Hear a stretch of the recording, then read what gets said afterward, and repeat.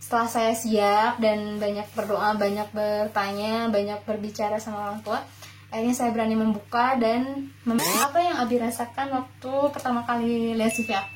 Kaget ya. Wah, kok gini sih? Kok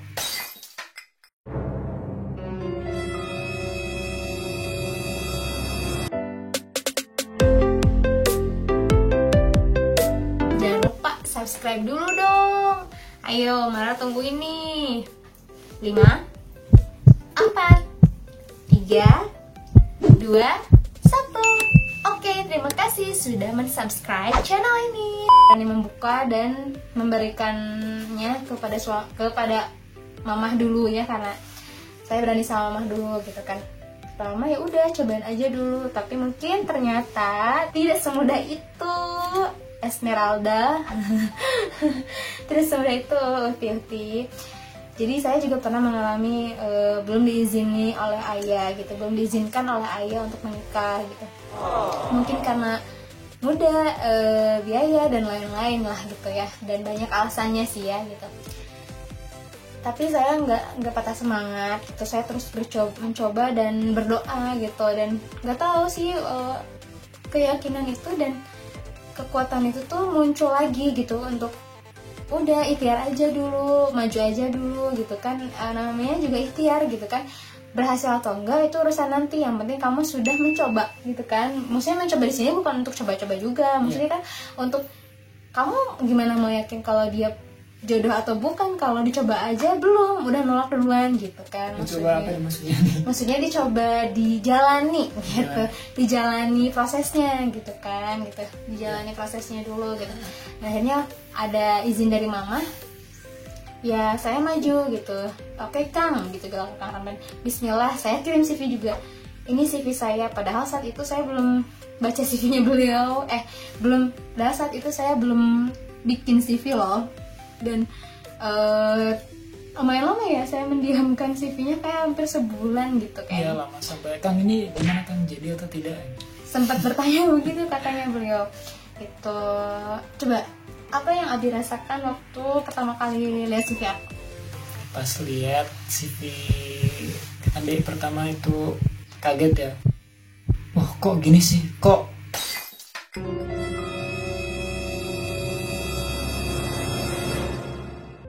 sama sih?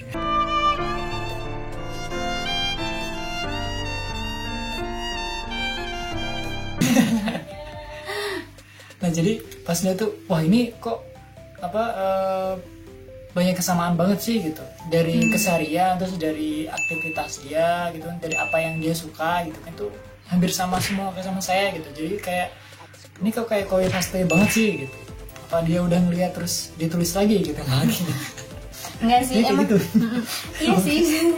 Enggak sih, sebenarnya sebelumnya aku belum lihat sih, belum punya CV ya, tapi udah punya sih dulu formatnya, cuman sempat hilang dan apa ya, emang belum sungguh-sungguh mungkin ya. Terus sempat minta dulu sama teman, minta dong format CV gitu, terus sampai dicie-ciein sama sebulan tuh belum diisi padahal, tapi dari sebulan yang lalu minta gitu kan, udah ngisi belum, sampai ditanya gitu, udah ngisi belum belum aku nggak tahu, masih bingung, masih galau gitu. Kenapa, tapi aku udah punya sih CV-nya gitu.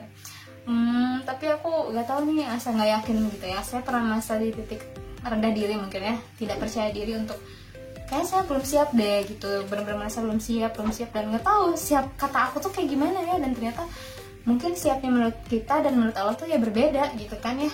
Gitu, kadang kita merasa sudah siap padahal mungkin kata Allah belum saatnya, tapi kadang sebaliknya juga, kata Allah kamu tuh belum siap, tapi kita merasa ayolah siap gitu kan lah ya. Harus banyak-banyak evaluasi diri juga gitu. Akhirnya ngirim CV Kang Ramdan, bismillah saya kirim, saya kasih CV-nya, dan kata Kang Ramdan hari itu juga, malam itu juga beliau langsung bilang oke, katanya. Hah, cepet banget, kapan sih? Aku malah sebulan gitu. Aku oke Kang, oke yuk katanya gitu, mau lanjut kapan gitu. Hah, lanjut gimana Kang gitu kan, bingung ya gitu. Lanjut ke jenjang selanjutnya gitu, untuk mazor gitu kan. Oh gitu ya Kang, emang harus secepat itu? Iya, jangan dilama-lama gitu kan. Terus bentar ya Kang gitu, ngobrol dulu sama orang tua. Iya siap ya. Akhirnya saya ngobrol dengan orang tua, terus sama mama ya sok aja gitu kan, ketemu dulu kan ada temannya gitu kan. Ya lahaula aja gitu kan gitu. Lahaula. Waktu itu diizinin sama mama gitu, alhamdulillah mama ngizinin, dan ternyata bapak saya belum ngizinin. Dan akhirnya tiba saatnya saya di hari H kita mau ketemu tanggal 25 Desember 2017. Mama sama bapak saya pergi untuk bertemu dengan tekniki Kang Ramdan dan Kang Faisal gitu untuk nazar gitu ya. Udah izin kan ke mama? Dia udah izin sih ke mama aja, jadi sempat gak berani bilang sama bapak gitu.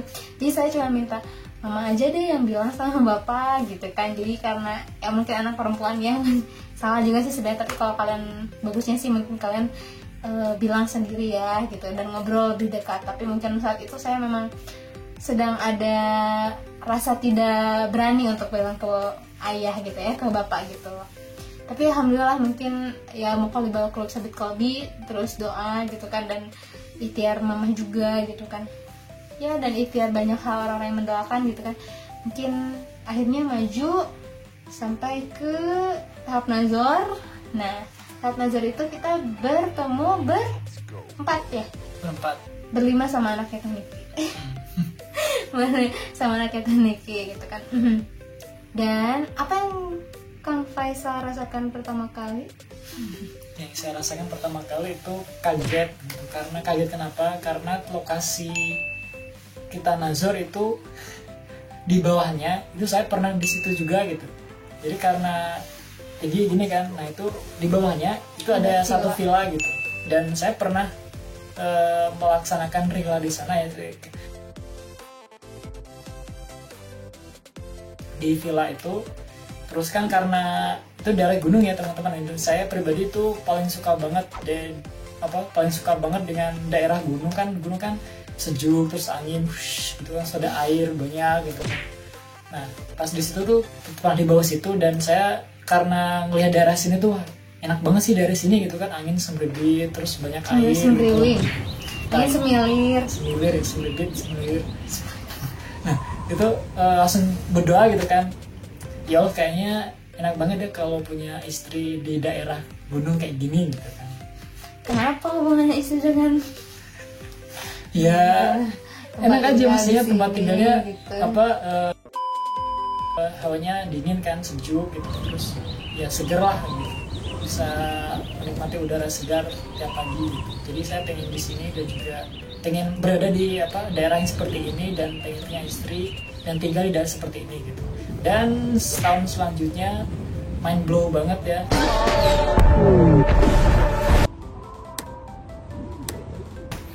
Jadi saya ke situ lagi ternyata, dan itu tepat di atasnya villa yang setahun kemarin saya datangi dan berdoa di situ gitu. Ya Allah saya pengen punya istri di daerah seperti ini gitu. Setahun kemudian saya di situ lagi gitu, di atasnya, dan nazar di situ gitu. Dan meskipun sebelumnya kita sempat nyasar-nyasaran dulu ya, kita salah tempat lah pokoknya ya, itu ada salah tempat dulu, miskomunikasi. Akhirnya kita bertemu berempat, dan apa aja sih yang kita obrolkan di situ? Oke, jadi di situ kita ngobrolin tentang apa yang ada dalam CV masing-masing gitu. Jadi di sana dari Kang Ramdan tanya ke saya sama ke istri gitu kan, ini bener gak sih yang ditulis di sini gitu kan. Ya, dan sebaliknya juga sama ke saya juga, beliau bertanya tentang isi CV saya, dan maksudnya dijelaskan kan, kadang kalau di CV kan kita nggak menjelaskan detail ya gitu kan, kayak cita-cita A, B, C gitu kan, tapi dijelaskan gimana misalnya gitu kan, terus visi misi gitu-gitu, dan adik, kakak, orang tua kayak gitu kan diceritain gitu, sampai ngebahas juga tentang persiapan kita, apa aja sih yang sudah dipersiapkan sebelum merencanakan pernikahan gitu, apakah punya planning A, B, C gitu kan, itu juga diceritakan gitu. Kayak kita di situ cuma berapa jam ya, dari habis zuhur sampai jam sore sih, sampai jam 5-an gitu. Suasananya santai ya, karena Kang Rada dan Tekniki juga enak diajak ngobrol kan, jadi ya santai aja gitu, nggak sepanjang gitu ya, nggak serius banget. Nggak serius banget sih. Gitu. Itu enak gitu kan ya, Bu. Itu teman-teman. Oke, terus Apa yang Ade rasakan pas pertama ngeliat Mas? Ya namanya juga wanita ya, jangan ngeliatin dong. Oh iya, sorry. Namanya juga wanita biasa deg-degan ya, pasti itu manusiawi gitu kan. Terus malu-malu lah gitu, pasti ya malu-malu. Terus kayak nggak percaya juga sih, buset.